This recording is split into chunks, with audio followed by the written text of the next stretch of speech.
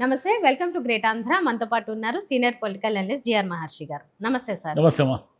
Sir, కలవని Animal fat కలిసింది అంటూ లడ్డూ గురించి వివాదం చేశారు టీడీపీ, కూటమి ప్రభుత్వం అనుకుంది. తర్వాత దానికేమో ప్రాయశ్చిత్త దీక్షలు అంటూ ఇంకొంత కొనసాగింపు జరిగింది.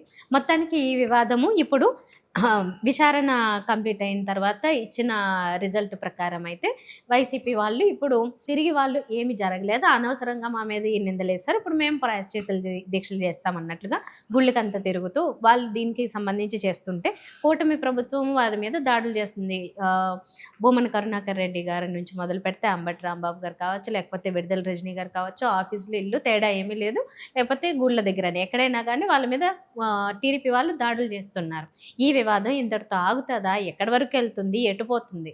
ఇప్పుడు కూటమి ప్రభుత్వము వాళ్ళ పరిస్థితి ఎలా ఉందంటే, లడ్డూలో కొవ్వు కలిసింది అని ఏమైనా సరే నిరూపించాలి అనే మూడ్లో ఉన్నారు వాళ్ళు. ఎందుకంటే వైసీపీని టార్గెట్ చేసి జగన్ గారు లేదా టీటీడీ చైర్మన్ కావచ్చు, టీటీడీ వాళ్ళు కావచ్చు, ఎవరైనా సరే దేవుణ్ణి వీళ్ళు కల్తీ చేసి కొవ్వులు కలిపేసి భ్రష్టు పట్టించారు అని ప్రూవ్ చేయాలి. ఇప్పుడు ఏం చెప్పింది? ఇప్పుడు ఎవరు సిట్ ఎవరిది? ఎవరి ప్రభుత్వ హయాంలో ఏర్పాటు చేశారు? సుప్రీంకోర్టు ఏర్పాటు చేసిన మీ ప్రభుత్వ అధికారులు కూడా ఉన్నారు కదా దాంట్లో. మీ ప్రభుత్వము, కూటమిలో మీ ప్రభుత్వం ఉంది, అన్ని విధాల మీరే ఉండి మీరే దాన్ని నిర్ధారణ చేసి సిట్ ఏం చెప్పింది? ఎన్డీఆర్ఐలో ఏం చెప్పిందంటే కొవ్వు కలిసి కలవలేదయా బాబు అని చెప్పింది. వీళ్ళు ఏమంటున్నారు ఇప్పుడు? లేదు మీరు ఎన్డీడీబీలో చేయించాలా, దాని ఆ ల్యాబ్ పరిస్థితి ఏంది, ఆ ల్యాబ్కి అంత సీన్ లేదు, ఆ ల్యాబ్ ఇచ్చే రిపోర్ట్ నమ్మకూడదు, అసలు ఎన్డీడీబీ కరెక్టు, అది కదా, అది చెప్పింది కదా ఆల్రెడీ గతంలో, ఏదేదో చెప్తున్నారు. ప్రాబ్లం ఏమిటంటే దేవుణ్ణి వీళ్ళు భక్తుల మనోభావాల్ని దెబ్బతీసే ప్రయత్నంలో ఇప్పుడు జగన్ గారి మీద మీరు ఆరోపణలు చేయడము, జగన్ గారి వైసీపీ అప్పట్లో బురదేశారు, రకరకాలుగా వేశారు. ఇది ఒక పరాకాష్ట. ఇప్పుడు ఏమంటున్నారు? ఏమైనా సరే దాన్ని కొవ్వు కలిసింది అని నిరూపించాలి. దానికి గాను అపసోపాలు పడుతున్నారు. ఎందుకంటే ఇప్పుడు డిఫెన్స్లోకి వెళ్ళారు కదా. వీళ్ళు ఏమంటున్నారు? అయ్యా మీరు కొవ్వులు కలిసాయని ఆ రోజు మమ్మల్ని భ్రష్టు పట్టించారు, ఎక్కడ చూసినా ప్రక్షాళన చేశారు, గుళ్ళల్లో మెట్లు గడిగారు, అవి గడిగారు, ఇవి గడిగారు, ప్రజల్లో మమ్మల్ని పలచన చేశారు. ఇప్పుడు మీరు ఏమంటున్నారు? మీ రిపోర్ట్లే, మీ ప్రభుత్వ హయాంలో ఏర్పాటు చేసినవే కదా ఇప్పుడు రిపోర్ట్లు. వీళ్ళేం వైసీపీ వాళ్ళ రిపోర్ట్లు ఏం తారుమారు చేయలేరు కదా, వీళ్ళు ఇంటర్ఫిరెన్స్ ఏమి లేదు కదా దాంట్లో. ఇంకేమనంటే సిబిఐని కూడా జగన్ మేనేజ్ చేస్తాడు అంటారు. అయ్యా మీ ప్రభుత్వము, మీ సిబిఐ అయినే మేనేజ్ చేస్తాడు. కాబట్టి ఇక్కడ అర్థం చేసుకోవాల్సింది ఏమిటంటే, దీంట్లో ఈగోలకు వెళ్ళి వెనక్కి తగ్గడం ఇష్టం లేక, అంటే బుమ్రాంగ్ అయింది కాబట్టి దీన్ని ఎలాగైనా మళ్ళీ వైసీపీకి బురద పుయ్యాలి అని ఇప్పుడు ఈడీ వస్తుంది అంటున్నారు. ఈడీ ఏం చేస్తుంది? ఆ 225 కోట్లు ఏదో తారుమారు అయింది, ఏదో గోల్మాల్ అయింది అంటున్నారు కదా, దాని మీద దర్యాప్తు చేస్తారు ఈడీ.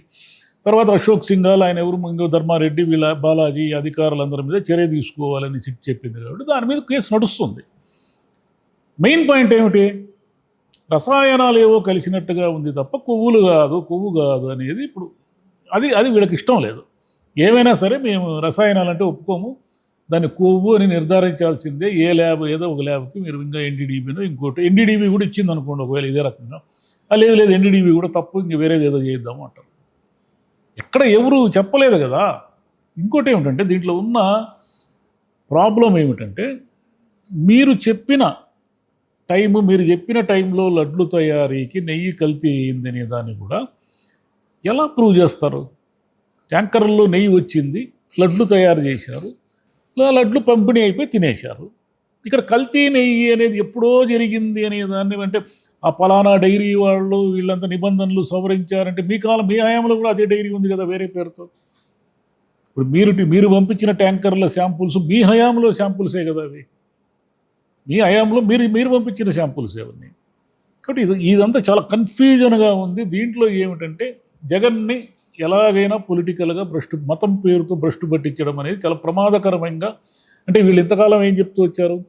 14 లక్షల కోట్ల అప్పులు చేశాడు, లైన్ టైటిలింగ్ యాక్ట్లో భూములు స్వాధీనం చేసుకుంటాడు, ఇంకా జగన్ దౌర్జన్యాలు చేస్తాడు, దుర్మార్గాలు చేస్తాడు, జగన్ అది చేస్తాడు, మొత్తం వెనిజులా శ్రీలంక చేశాడు, వెనిజులా చేశాడు, అది చేశాడు, ఇది చేశాడు, అన్నీ చెప్తూ వచ్చారు. ఇప్పుడు ఏమిటంటే ఈ అటాక్ ఏమిటంటే తిరుమల లడ్డూలు కూడా కొవ్వు కలిపే అంత ఘోరమైన పరిస్థితికి వైసీపీ పాల్పడుతుంది. అంటే దీనికి జగనే కారణము అన్నట్టుగా ఆ పార్టీ మళ్ళీ రాజకీయంగా ఆ పార్టీని హత్య చేయడానికి ఒక రకంగా ఈ బురదనమాట. సరే జనం ఏది నమ్మాలో ఏది నమ్మకూడదో జనానికి ఒక లెక్క ఉంటుంది కదా. ఇప్పుడు వాళ్ళు ఏదో ప్రక్షాళన చేస్తుంటే వాళ్ళ మీద దాడులు చేస్తున్నారు. అది ఎట్లా అది? అప్పుడు గతంలో వాళ్ళు ఏదో దాడి చేశారు, మీ ఆఫీస్ మీదకి వచ్చారని మీరు గోల చేశారు కదా. అసలు వైసీపీ హయాంలో గుండాయిజం, దౌర్జన్యం, అది ఇది అని ఇప్పుడు మీరు చేస్తున్నారు అదే కదా. అందులో డిఫరెన్స్ ఏముంది? ఏం డిఫరెన్స్ ఉంది? మీరు ఆ రోజు ఆరోపించిన వాటికి మీరు ఈరోజు డిఫరెన్స్ ఏముంది? ఏమీ లేదు కదా. ఇట్లా ఏమిటంటే అందరూ బాధపడే విషయం ఏమిటంటే దేవుణ్ణి, విశ్వాసాలని, మనోభావాలని దీంట్లో అంతా లాక్కొచ్చి దీన్ని భ్రష్టు పట్టించి పెద్ద పెద్ద హెడ్లైన్స్తో వేస్తున్నారు. కొవ్వు కలిసింది నిజమే అని. ఎందుకు దాన్ని ఎలాగైనా ఒప్పించాలని ఎందుకు ట్రై చేస్తున్నారు? అదేమిటో మరి.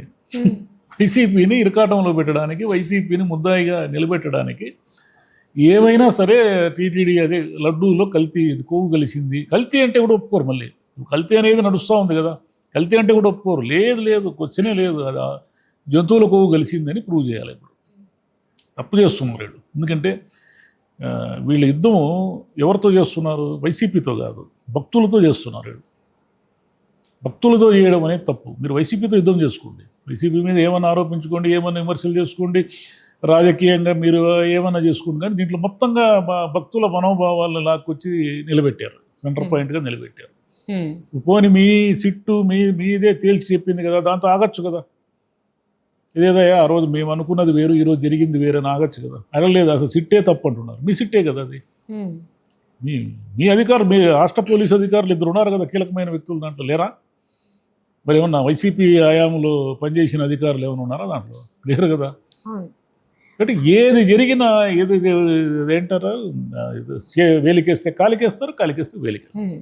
అసలు ఎప్పుడైనా కానీ ఒక ప్రభుత్వం ఉన్నప్పుడు ప్రతిపక్షంలో ఉన్న ప్రభుత్వానికి అనుకూలంగా ఒక తీర్పు రావడమో ఇలాంటి నివేదికలు రావడం అనేది జరిగేదే చాలా తక్కువ. సరే జరిగింది, కొన్ని పారదర్శకంగా ఉందా అంటే దాన్నేమో మేము నమ్మము, మేము చెప్పిందే నమ్మాలి, నివేదికలను కూడా మేము నమ్మము, జనాన్ని నమ్మకూడదు, మేము నమ్మం, వేరే అప్పుడే డిమాండ్ చేయాల్సి అంటున్నారు. సిట్టుని మీరు అప్పుడే డిమాండ్ చేయాల్సి, ఎన్డీఆర్ఐతో మేము ఒప్పుకోమయా, మీరు ఎన్డీడీబీతో చేయించిన మీరు అప్పుడే చెప్పవచ్చు. సిట్టు కూడా తప్పుదారి పట్టింది, సిట్టు చేసింది కరెక్ట్ కాదు అనేది వరకు వచ్చారు. రేపొద్దున ఎన్డీడీబీ కూడా ఇదే చెప్పింది. అప్పుడు ఇదే సిబిఐని కూడా ఇదే అంటారు కదా. మీరు సిబిఐని కూడా వీళ్ళు వైసీపీ మేనేజ్ చేసేసారు, సిబిఐ కూడా తప్పు చెప్పిందనే కదా అంటారు. అంటే మీకు అనుకూలంగా వస్తే ఏ వ్యవస్థ అయినా కరెక్ట్గా పనిచేసినట్టు, మీకు ప్రతికూలంగా వస్తే ఏ వ్యవస్థలు సక్రమంగా పనిచేయనట్టు. ఇది ఎట్లా? అది తెలిసి తప్పులు చేస్తున్నారు, కావాలనే తప్పులు చేస్తున్నారు. వాటిని ఇరుకాటంలో పడడము, వెనక్కి తీసుకోలేక మళ్ళీ ఇంకో 4 తప్పులు చేయడం. ఈ విషయంలో ఏంటంటే తప్పు జరిగిపోయింది, దాన్ని ఒప్పుకోవడం ఇష్టం లేదు, ఇంకెంత ఏ వర్క్ ఏమన్నా. అయోధ్యది ఒకటి వచ్చింది మళ్ళీ. ఇప్పుడు మళ్ళీ అయోధ్యది క్లియర్ అయింది. అయోధ్యకు పంపించిన నెయ్యి వాళ్ళు ఎవరు టీటీడీ బోర్డు సభ్యులు స్వయంగా వాళ్ళు తెచ్చిచ్చిన నెయ్యి అనేది ప్రూవ్ అయింది అన్నారు కదా. కాబట్టి అయోధ్య లడ్లన్నీ కూడా కలుషితమైన ఆ రోజు ప్రచారం చేశారు కదా. ఇప్పుడు ఏం లేదంటున్నారు కదా. మళ్ళీ ఎప్పుడు ఏం చెప్తారో వాళ్ళకే తెలియదు. ఆ బోర్డు సభ్యులని ఈ బోర్డులో కూడా ఉన్నారు కదా. మీరు చెప్పే బోర్డు సభ్యులు, గతంలో ఉన్న బోర్డు సభ్యులు ఇప్పుడు కూడా ఉన్నారు కదా. బోర్డు సభ్యులు పెద్దగా ఒకరిద్దరు అలాగే ఉన్నారు కదా, పాత వాళ్ళే ఉన్నారు కదా. మీకు అనుకూలంగా వస్తే ఒక లెక్క. ఇప్పుడు ఏం లే, వైసీపీ ఘోరమైన తప్పిదం చేసింది అని ప్రూవ్ చేయాలి, ఎలాగైనా ప్రూవ్ చేయాలి. Right, okay sir, thank you.